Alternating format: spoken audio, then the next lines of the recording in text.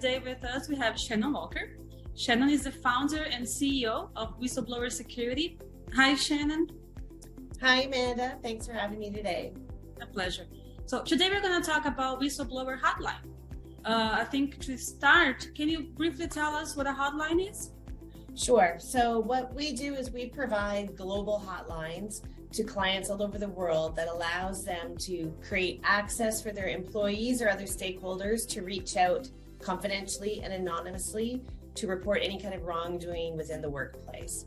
The hotlines are, for the most part, toll-free hotlines, so there's no cost to the reporters who are calling, and they're set up in each region or country so that it's an easy dial from someone's mobile phone or their landline to reach out and report on wrongdoing and let management know that there's something amiss within the organization.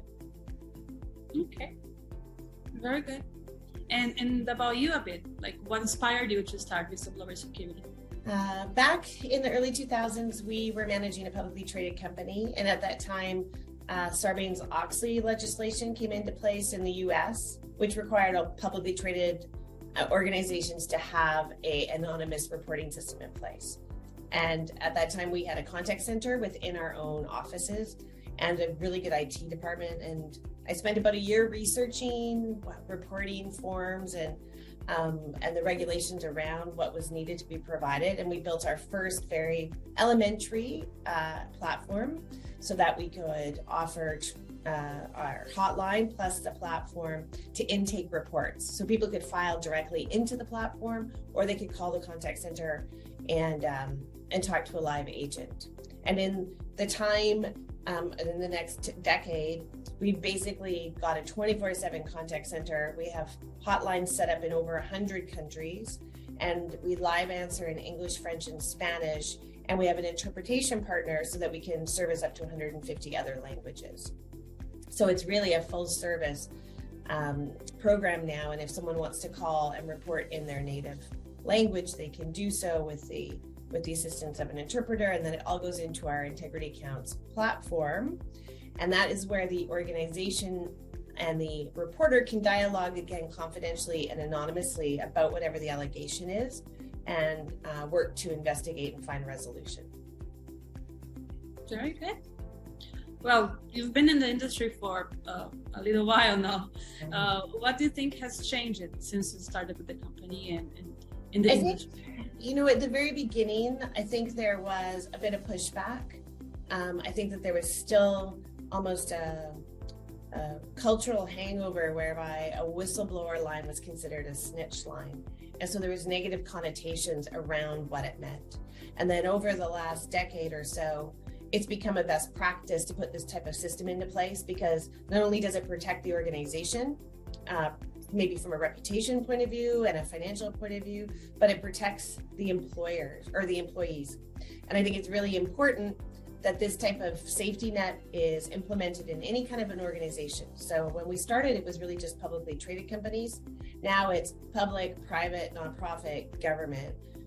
This system is put into place by any type of entity. And I think it's now considered, again, a best practice. And back in the day when I started, there wasn't a chief ethics officer or a chief compliance officer.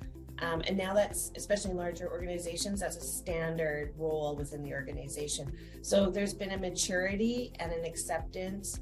And the research that we've done recently shows that employees would rather work for an organization that has a whistleblower hotline in place because they feel that management is empowering and supporting their employees.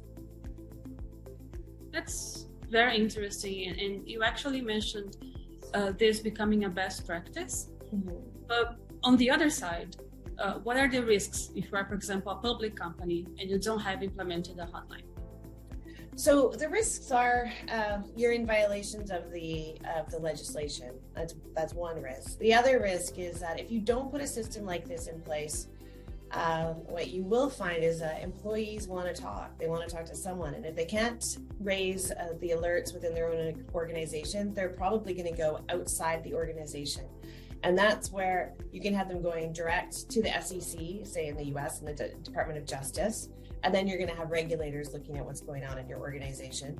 They could go to the press, and then you're going to find your internal story that perhaps you could have handled yourselves and kept it under the radar is on the front page of the Wall Street Journal or CNN or something like that, and it would be disastrous. So from a public relations point of view, I think you want to have a system like this in place so that there is infractions within your workplace, you can manage it internally and work to find resolution.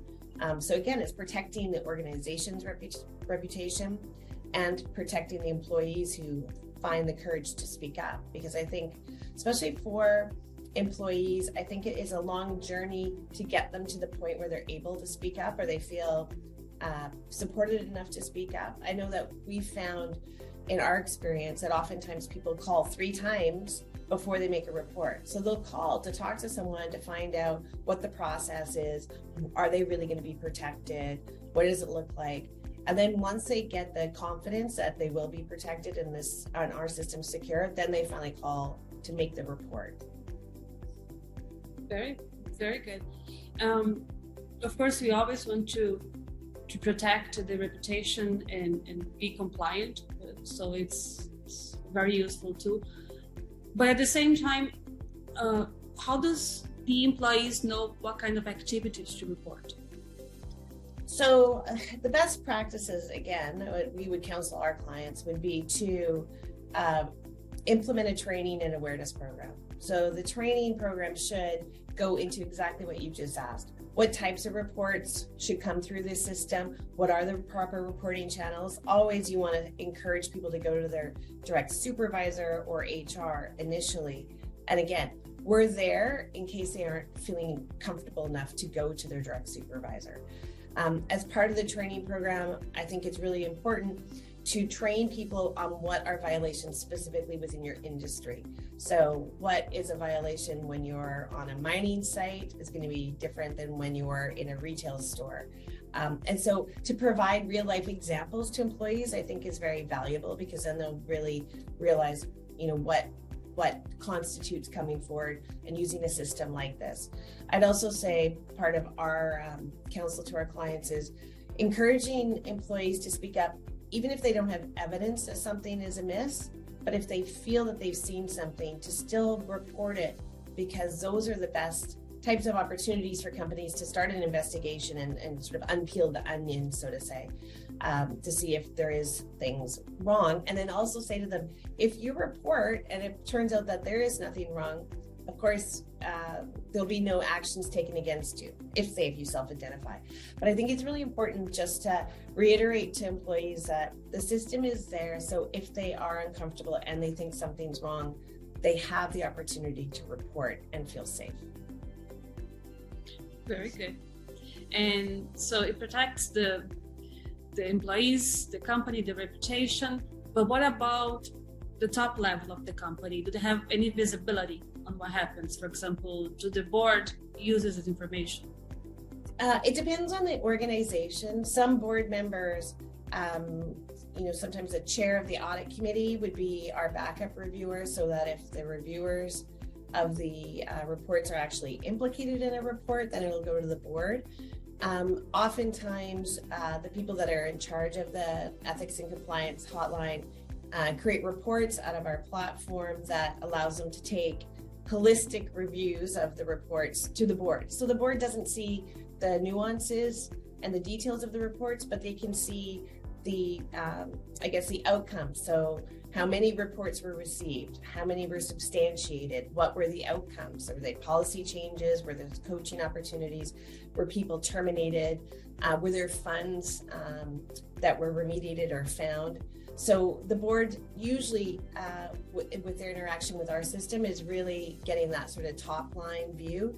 And again, from a board perspective, with the global regulations that are out there, with GDPR and with the UK Bribery Act and everything else, the board has fiduciary duties, and they also have liabilities. So I think it's very important for them to understand the implementation, the usage, and the outcomes of having a system like this in place. Very good. Well, I think that's just very enlightening. Thank you so much, Shannon, for this just a quick minutes talk with you. And if you want to learn more about Whistleblower Hotline, I'll be happy to share details from Shannon. Thank you, everyone. Thanks, Amanda. Bye-bye.